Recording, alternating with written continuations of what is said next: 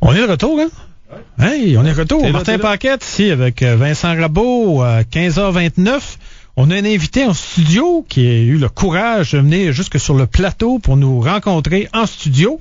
Au cours des derniers jours, on a parlé, des gens ont parlé, la SEQ, on devrait-tu faire la privatisation? Ça revient sur le sujet une fois aux 3-4 ans ou à peu près. Quand on est tanné de payer trop cher. Ouais, mais en Ontario, ça se discute un peu aussi, parce qu'il y a des élections là, en Ontario là, qui s'en viennent, puis tout ça, puis que c'est revenu sur le sujet aussi en Ontario. On y pensait, on y pense encore.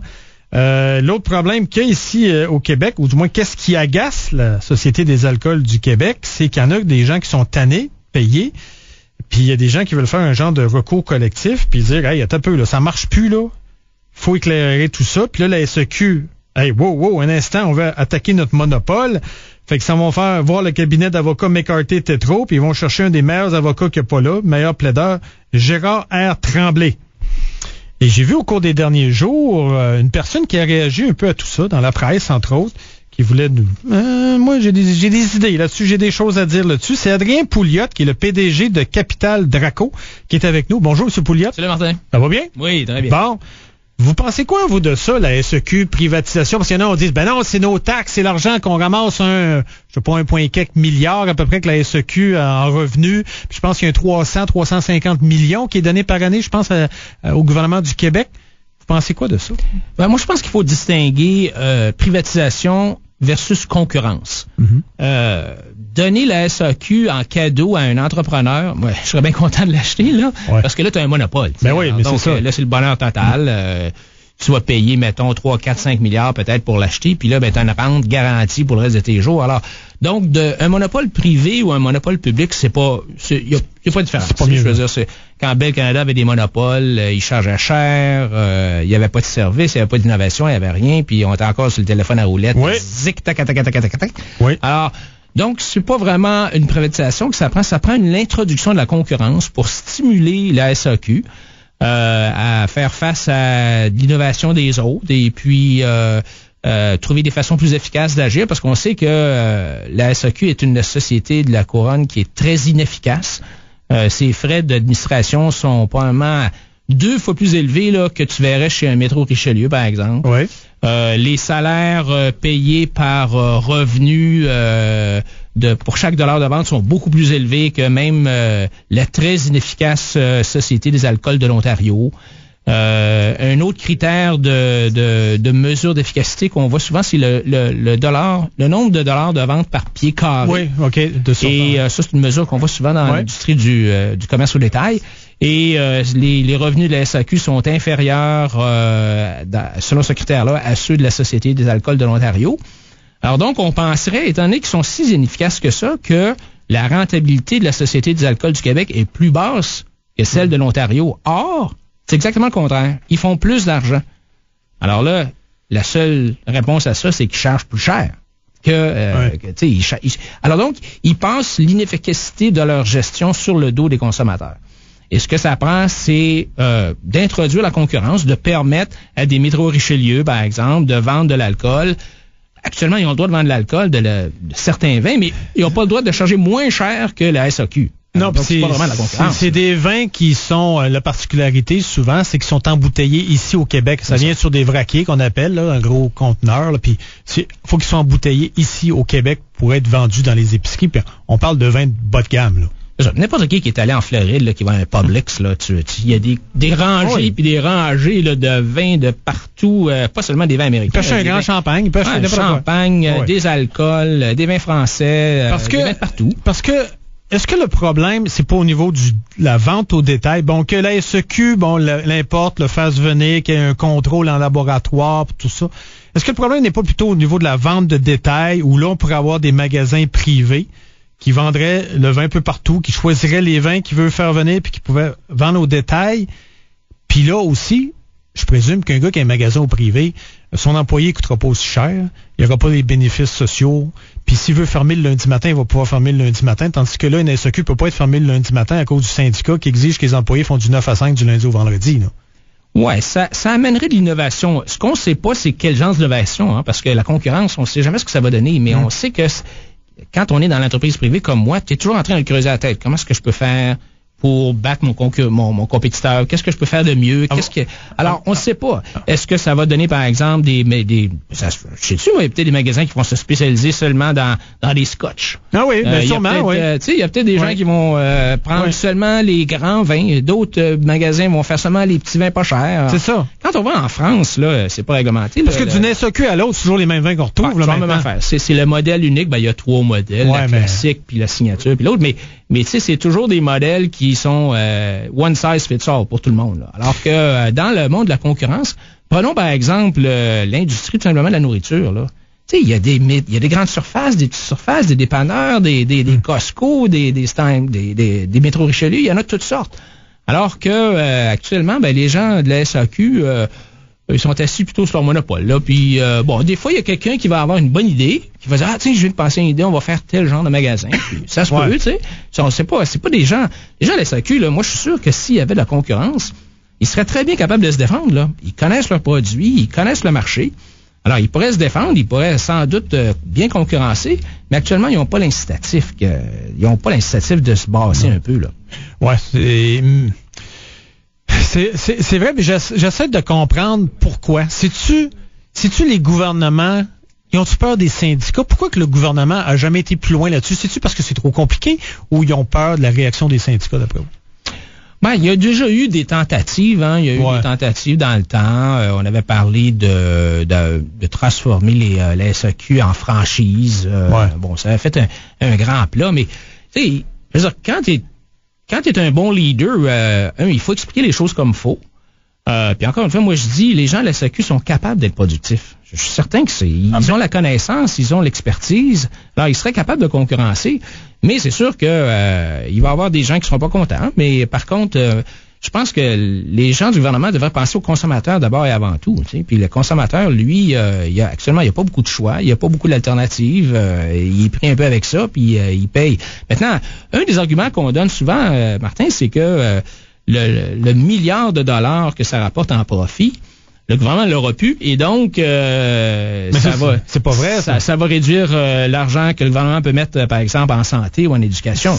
C'est pas vrai, ça. C'est pas vrai, parce que moi, je donnerais l'exemple du tabac. Est-ce qu'il y a une société du tabac du Québec, la STQ? Il n'y en a pas. T'sais? Et pourtant, le gouvernement ramasse des centaines de millions en taxes sur le tabac. Parce que les taxes resteraient sur le vin quand même. C'est ça. Alors donc, c'est un faux argument qu'on soulève. On a soulevé... Donc, les revenus pourraient être les mêmes, mais les dépenses seraient plus basses. C'est ça, en fait. Donc, c'est sûr que il y aurait des taxes plus élevées, mais avec la concurrence, il y aurait des coûts qui seraient abaissés. Il y aurait plus d'innovation, plus de créativité, plus de produits, plus de services, plus de on sait pas. Plus de choix, sûrement. Mais il y aurait plus de choix. Sûrement. Et donc, ça permettrait d'avoir un meilleur service aux clients. Probablement un prix moindre, pas nécessairement 50% de moins, mais quand même, il y aurait la concurrence. Bien, sûrement. Rona, on parle beaucoup de Rona ce matin, puis c'est un sujet que je vais aborder avec vous aussi, Adrien. Puisque vous en avez déjà parlé dans le passé, je sais que vous avez été quand même assez critique de l'administration de Rona. Vous avez dit que c'était une entreprise qui n'était pas vraiment performante au côté économique. Robert Dutton, l'ancien PDG qui est aujourd'hui dans la presse un peu là vide son sac, puis il dit qu'il était prêt à ramener ça privé, puis qu'il y aurait eu de l'aide du gouvernement du Québec, M. Bachand et tout ça.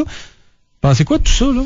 En fait, moi, ce qui m'a renversé ce matin dans l'article de la presse, c'est la déclaration de M. Dutton à l'effet que M. Bachand, qui est actuellement dans la course à la chefferie du Parti libéral, l'ancien ministre des Finances, a débloqué de façon, semble-t-il, selon M. Dutton, assez secrète, une somme de 250 millions de dollars qui a passé à Investissement Québec pour qu'Investissement Québec achète des actions de Rona, probablement aux alentours de 14 et demi, pour empêcher la prise de contrôle de Lowe's.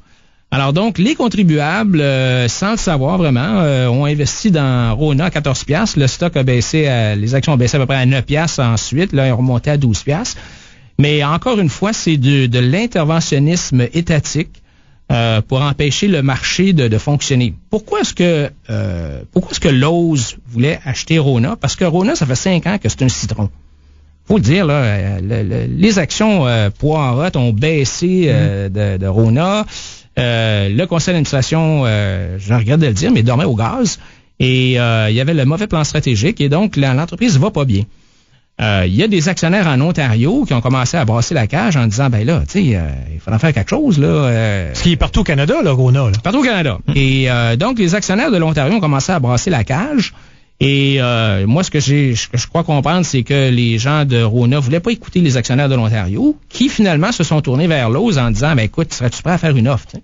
Okay. Alors, dès que Lowe's s'est pointé le nez, le gouvernement a dit non, il n'y a pas question qu'il y ait d'Américains qui viennent acheter Rona. Et donc, ils ont manigancé finalement cette espèce de façon d'empêcher Lowe's d'acheter Rona. Alors, Lowe's est retourné chez eux un peu. Un peu comme on a fait avec Vidéotron. Là. Un peu comme il y en a des exemples. Tu sais, Steinberg, puis Noranda, puis l'amiante. En tout cas, à chaque fois que le gouvernement se mêle de quelque chose, là, ça tourne toujours au désastre. Mais ce qui est intéressant, donc, c'est que la menace de la prise de contrôle par Lowe's, finalement, ça a réveillé le conseil. Ça a réveillé les actionnaires. Puis là, il y a eu des changements. Donc, M. Dutton est parti. M. Parry, qui était le président du conseil, est parti. Et là, ils ont fait des changements. Et on espère maintenant que ça va aller mieux. Mais si, tu sais, quand tu es assis sur ton steak, puis t'as pas de risque, t'as pas de danger de te faire dégommer, c'est un peu comme la SAQ. En fait, c'est drôle, parce que c'est un peu comme la SAQ. Quand t'as pas de risque de faire face à la concurrence ou de te faire dégommer parce que t'es pas bon, tu te forces pas, tu sais. Alors donc, si le gouvernement lance le signal à toutes les compagnies québécoises, écoutez, énervez-vous pas, parce que même si vous êtes pas bon, puis si vous dormez sur votre steak, il n'y a pas de danger, vous ne ferez pas acheter par un étranger parce que nous autres, on va vous protéger. C'est pas bon, ça. Mais le modèle de Rona est un peu différent, me semble. Est-ce qu'il n'y a pas comme des franchises là-dedans? Comment ça marche, Rona, là? Parce que il y a des gros magasins, il y a des plus petits magasins. Je sais, tu vas à des places, par exemple, dans des plus petites villes, puis me semble, je sais pas, c'est souvent familial. Ça fait 2 générations, là, déjà. On a 2 générations qui ont ça. Comment que ça fait pour fonctionner? C'est un modèle un peu, en fait, comme dans le temps avec Métro Richelieu. Ça a commencé un peu style coopérative. Et donc, finalement, Rona, c'est comme un fournisseur à des marchands. Okay. Qui, eux, ils ont des modèles corporatifs, mais ils ont aussi des modèles avec des franchises. Et donc, c'est un peu étrange parce que même t'as des marchands qui sont sur le conseil d'administration de Rona. Alors, ces marchands-là sont sur le conseil d'administration de la compagnie qui leur vend des tournevis puis des marteaux. Alors, comme c'est un marchand, tu vas essayer d'acheter le moins cher possible, de payer le moins cher possible à ton fournisseur. Tu es obligé d'acheter à telle place. Ouais, mais là, les marchands achètent de Rona. Puis là, tu as des marchands qui sont sur le conseil d'administration de Rona qui doivent se dire, moi, je voudrais que Rona me vende le moins cher possible. Mais l'objectif d'un conseil d'administration, c'est pas justement d'épauler, de surveiller les objectifs. Il y a une apparence de conflit d'intérêts immense. Oui, absolument. Alors donc, évidemment, il n'y a pas seulement des marchands là, sur le conseil d'administration de Rona, mais alors ça, c'est un peu un problème. Ouais. Et je dirais que le conseil d'administration, finalement, a laissé faire son chef de la direction, qui est un gars, M. Dutton, qui a vraiment fait quelque chose. Là, il a vraiment monté une entreprise extraordinaire. Mais je pense que quand il a commencé à sortir du Québec, là, il était un petit peu en dehors de sa zone de confort. Puis je pense qu'il y a de la misère à gérer cette expansion-là. Et donc, il était temps, à un certain point, malheureusement, de dire à M. Dutton que ça prenait quelqu'un d'autre. Et grâce, finalement, à Lowe's, ça a été comme le déclencheur qui a forcé toute l'affaire. Mais s'il n'y avait pas eu de Lowe's, je pense que... Mais si Lowe's achetait demain matin, ceux qui sont des petits détaillants, il arrive quoi d'eux autres? C'est difficile à dire parce qu'on ne sait pas quel était le plan de Lowe's exactement. Est-ce que Lowe's aurait intégré ses marchands? Comment ça aurait fonctionné? On ne le sait pas. C'est ça. Lowe's n'a jamais vraiment expliqué qu'est-ce qu'il voulait faire. Je pense que l'inquiétude de certaines personnes, c'était que les fournisseurs de Rona ne puissent pas vendre leurs produits à Lowe's. Et ça, je trouve ça assez irrespectueux et dégradant de dire que nos fournisseurs sont pas capables de vendre leurs biens, leurs produits, leurs services, leurs marteaux, leurs tournevis à Lowe's. Je veux dire, s'ils ont des bons produits, ils devraient être capables de les vendre à Lowe's. Ouais, c'est ça. Et de fait, l'arrivée de Lowe's aurait pu ouvrir à certains de ces fournisseurs-là un marché nord-américain. Là, parce que là, ça brasse dans la vente au détail au Canada, là, parce que on a des Walmart qui deviennent de plus en plus gros, on a Target qui s'en vient, on a vu Sears qui va pas bien. Ça brasse dans le détail au Canada. On n'a jamais eu cette compétition-là, ces gens-là qui veulent venir des États-Unis puis s'installer. On n'a pas vu ça beaucoup là depuis... Non, c'est bon pour le consommateur. Je comprends que pour certaines entreprises qui sont pas performantes, c'est inquiétant. Puis pour ces employés-là, ça se peut qu'ils soient obligés d'aller ailleurs. Mais ils vont sauver des places ailleurs, là, ils vont sauver des jobs ailleurs. C'est quand tu tombes au chômage, tu tombes pas au chômage pour ta vie. Ceux des alleux, il y en a qui vont aller chez Target. Ah, c'est ça. Alors donc, c'est important, cette concurrence-là, cette émulation-là. Ça, encore une fois, c'est l'innovation, ça force les gens à être efficaces, à chercher les meilleurs produits, et c'est bon pour le consommateur. Dans ces affaires-là, on finit par oublier le consommateur. Si Rona est inefficace et il doit charger plus cher, ben c'est encore le consommateur qui paie la facture. Exactement. Ben non, on a parlé d'économie, mais là, je peux pas m'empêcher de vous parler un petit peu de politique, parce que vous avez quand même fait la manchette au cours des dernières semaines, on peut dire. Le Parti conservateur du Québec, qui existe depuis quoi, une couple d'années ou à peu près? Le Parti conservateur du Québec. Ça pas du Canada, Québec, du Québec, qui existe depuis, je sais pas, peut-être 2 ans à peu près. Il y avait un monsieur Luc Harvey qui a été le chef pendant un certain temps, qui est un ancien député fédéral dans le comté de Louis-Hébert, dans la région de Québec. Et ben là, il va y avoir une course à la chefferie parce que Luc Harvey, il est plus là. Et vous êtes un des 2 candidats jusqu'à maintenant, c'est ça? C'est ça. Il y a 2 candidats déclarés, à moi puis Daniel Brisson. Alors, moi, j'ai décidé de me lancer là-dedans parce que je suis un orphelin politique, finalement. Et je pense que je suis pas tout seul. Je regarde avec la fusion ADQ-CAQ, j'étais contre. Bon, on a perdu. Est-ce que vous étiez impliqué dans l'ADQ? Oui, moi, j'étais impliqué dans l'ADQ à la commission politique. Ouais. Et j'ai trouvé que moi, j'ai eu l'occasion de parler à M. Legault au moment où il a lancé sa coalition. Et après avoir passé une bonne après-midi avec lui, chez lui, je suis sorti de là en me disant, il n'y a rien à droite du centre là-dedans. Là. C'est de la gauche efficace. Donc, M. Legault pense que lui, il connaît les vraies priorités. Lui, il est capable de gérer un État qui dépense 74 milliards par année. Lui, il est meilleur que Mme Marois ou que M. Charest pour contrôler les dépenses, alors que moi, je pense que c'est pas ça le problème. Il faut pas changer de chef, il faut changer la recette. Et puis, M. Legault, lui, il pense qu'il va prendre la même recette, mais il va mieux mélanger les ingrédients, puis ça va donner quelque chose de mieux. Moi, je pense qu'il faut changer la recette. Donc, il faut vraiment... je parle pas d'éliminer l'État, là, mais simplement de... Tu sais, je pense que 74 milliards sont capables d'avoir une petite cure de maigrissement. Dégraisser un peu. Dégraisser un peu et donner plus de liberté individuelle et de responsabilité individuelle aux gens. Commencer à penser à réduire la dette. Je parle pas des grosses réductions, je parle de 1% par année, là. Mais tout ça, ça peut se faire de façon... sans nécessairement ce que les services soient affectés. Par exemple... la santé au Québec est tellement inefficace. Si on permettait au privé de livrer les services, la prestation des soins, si on permet au privé de faire ça, je reviens encore à mon exemple de tantôt de la SAQ, il y aurait de l'innovation, il y aurait de la productivité, il y aurait des gains à faire. Ça libère des places au public. Ça libère des places au public. Alors donc, toute l'idée de dire l'État doit continuer à financer les soins, ça, j'ai pas de problème avec ça. Mais le privé est beaucoup plus efficace pour donner la prestation, pour livrer le service. Alors, par exemple, j'ai eu cette discussion-là avec François Legault dans le temps, puis il m'a dit non, il n'est pas question, là, il n'est pas question d'avoir de privé en santé. Mais François, j'ai dit là, c'est pas de la droite, ça, c'est encore de la gauche. Mais il y en a déjà du privé présentement, puis on dirait qu'ils font semblant de nous dire qu'ils savent pas qu'il y a du privé. Il y a 30% des services, quand on regarde tout le système de santé, incluant les médicaments, tout ça. Tu sais, les dentistes, les chiropraticiens, il y a un paquet de monde là, qui sont... Moi, je suis allé pour une shot, là, tu vois, une petite clinique privée, puis tu as ta piqûre, puis tes affaires, puis tu payes, puis mais t'attends pas, puis ça se fait tout de suite aussi. Le gros problème au Québec, c'est qu'il y a une loi qui nous empêche d'acheter de l'assurance pour couvrir ces soins-là, les soins qu'on veut avoir dans le privé. Okay.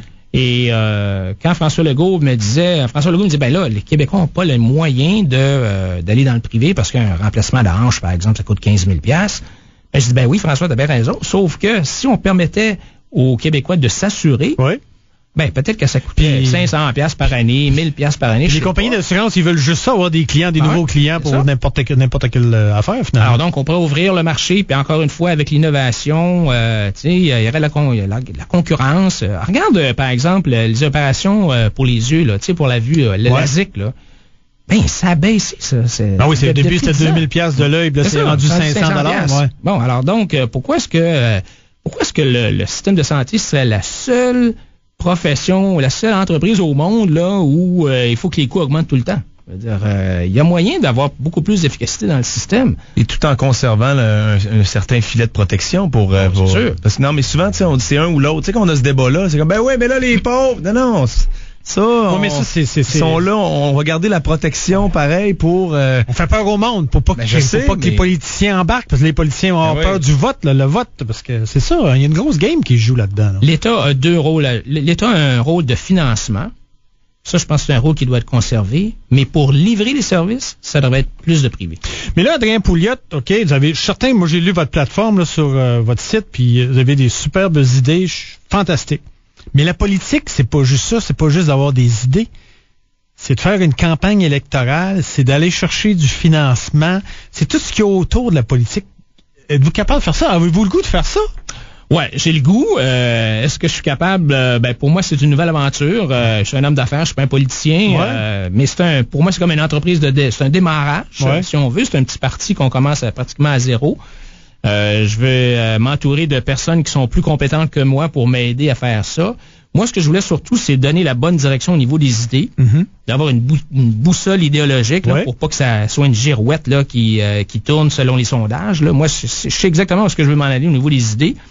Que ceux qui m'aiment me suivent. Ça va être ça mon leadership. Et ça sera pas facile, puis je suis pas pressé non plus. Je m'attends pas à gagner les élections la prochaine fois. Non, je comprends, oui. Mais ce que je veux faire, c'est voir s'il y a... Parce que quand je regarde l'offre politique, là, dans ma tête, à moi, il n'y a rien à droite du centre. Alors je me dis, coudonc, à droite du centre, s'il n'y a rien, il me semble que c'est une belle place pour se loger. Oui, ben c'est sûr qu'il y a de la place à droite. Là. Alors il s'agit, je pense, d'avoir un leadership qui va convaincre les gens, qui va être crédible, qui va bien expliquer les choses et qui va montrer une certaine détermination et non tout simplement tourner, là, comme je disais tantôt, selon le vent puis les sondages. Là. Alors, c'est un challenge. Mais c'est pas, pour moi, c'est pas un sprint, cette affaire-là, c'est un marathon. La course à la chefferie, il y a une date de prévue déjà? 23 et 24 février, à Trois-Rivières, et ceux qui sont intéressés peuvent regarder mon site web, adrienpouliot.ca. Ça va se faire comment? Là, y a-t-il encore de la place pour d'autres candidats ou c'est fini les candidatures? C'est fini. Là, c'est fini. Alors donc, il y a 2 candidats. Et puis comment ça se fait? Veut dire, il faut être membre du Parti conservateur du Québec? Donc, il faut être membre du Parti conservateur du Québec. C'est seulement 15 $, pas d'obligation. Et puis, vous allez sur mon site web, t'achètes une carte de membre. Et on peut l'être membre là encore. Là. C'est encore le temps pour devenir membre. Encore le temps. Et puis ensuite de ça, on va voter au Congrès. Et ensuite de ça, l'aventure commence. Puis là, si jamais Adrien Pouliot est choisi chef du Parti conservateur, puis on s'attend à ce qu'il y ait une élection en 2014, moi je pense pas qu'il va en avoir en 2013, je serais très surpris. Il va se présenter où, Adrien Pouliot? Je penserais que ça sera dans la région de Québec probablement. Je pense que c'est une région c'est un terreau qui est plus fertile aux idées un peu plus à droite du centre là. En fait, je dirais que c'est plus Montréal qui est l'exception, là, je pense. Ouais, mais Montréal, l'idée, c'est Québec et comment ils appellent ça? Le mystère de Québec. Le mystère de Québec. Les gens de Québec, ils pensent plus que c'est Montréal qui est le mystère parce que ils veulent toujours pareil, qui fait qu'ils auront, finalement, ils peuvent pas faire de pression sur le gouvernement, ils votent toujours pareil. Ouais. Alors, donc, moi, mon objectif, ça serait d'être élu à Québec et puis de commencer tranquillement. Tu sais, on peut ramasser 5-6% des votes avec 1 ou 2 députés, ne serait-ce que pour avoir une voix à l'Assemblée nationale pour représenter les gens qui sont à droite du centre. Et une fois que tu as une voix là, on peut le voir, l'impact quand même, si tu as des bonnes personnes qui sont à l'Assemblée nationale, ça peut faire une différence. On voit bien Amir Kadir puis Françoise David qui réussissent bien de ce côté-là. Oui.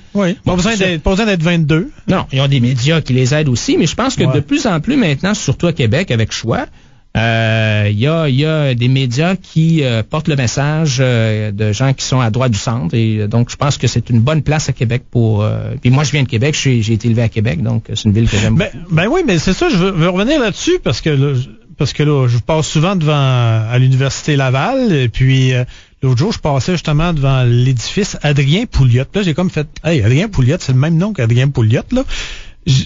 C'est quoi le lien? Adrien Pouliot, vous êtes trop jeune pour avoir un édifice à votre nom à l'Université Laval. Là. C'est quoi le lien? Ouais, alors, Adrien Pouliot, c'est mon grand-père. Qui a été la faculté, qui a enseigné en fait à Laval pendant 50 ans, qui a été doyen de la faculté des sciences, qui était un gars assez spécial, qui a fait beaucoup la promotion du français à l'extérieur du Québec. Il était sur le conseil d'administration de Radio-Canada. Il a vraiment aidé à l'expansion de la radio francophone à travers le pays. Ah ouais. Ah oui, c'était vraiment... Et ça a été un de ceux aussi qui a vraiment poussé la recherche scientifique au Québec. Alors, il était mathématicien de formation. De formation, puis c'est ça qu'il enseignait. Okay. Mais il voulait que le Québec sorte un peu de son d'obscurantisme, si on veut, au niveau scientifique, parce que rappelons-nous là, que l'Église, tu sais, dans les années 40, 50, puis l'Église puis la science, là, ça marche pas ensemble. Non, puis l'Église faisait peur, les scientifiques c'était des dangereux, là, puis. Ouais, c'est ça, parce que l'Église, il faut que tu crois, tu sais, sans vraiment comprendre nécessairement, alors que la science c'est le contraire. Alors donc, il est allé voir Duplessis, puis il avait dit à M. Duplessis, au premier ministre Duplessis, j'ai besoin d'argent pour faire de la recherche. Puis M. Duplessis avait dit, mais qu'est-ce que vous cherchez? Mais finalement, il avait réussi à vraiment avoir des subventions pour la recherche. Et c'est un peu comme ça que ça a commencé au Québec. Alors donc, c'était vraiment un grand-père. Moi, je l'ai connu plus comme grand-père, évidemment, pas comme professeur de mathématiques, mais... c'était vraiment un homme extraordinaire et il avait gagné l'Ordre du Canada. C'était des diplômes. Puis, il était bien connu à travers à travers la communauté scientifique au Canada puis même dans le monde. Ah, ben good, on va le savoir maintenant parce que vous voyez ça, Adrien Pouliot, il me semble. Il est trop jeune. Il est trop jeune pour que ça soit, mais c'est ça.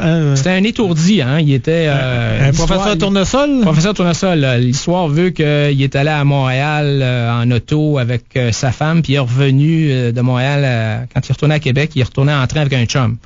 Il va oublier sa femme et la voiture. Ouais. Alors apparemment, il aurait dit ma femme peut-être, mais jamais mon auto. Ça se peut pas que j'ai oublié mon auto.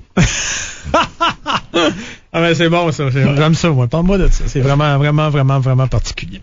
Good, ben merci beaucoup d'être venu, monsieur. Merci d'avoir invité. Avec vous autres, ouais. Toujours le fun de vous parler un petit peu de choses économiques. Puis là, ben quand va arriver la course à la chefferie, si vous êtes nommé chef, alors on va-tu pouvoir quand même vous parler à la radio d'économie puis de choses du genre, ou vous aurez pu parler là, vous allez là je suis le chef du Parti conservateur du Québec, là je parle juste de politique ou Non, moi je continue c'est sûr que l'économie ça a toujours été, j'aime ça, j'ai été en affaires pendant 25 ans, donc j'aime ça. Votre famille a eu CFCF? Ouais, CFCF, puis à Québec, bien évidemment à Télé 4. Télé 4 dans mon père qui avait parti Télé 4 au début des années 50.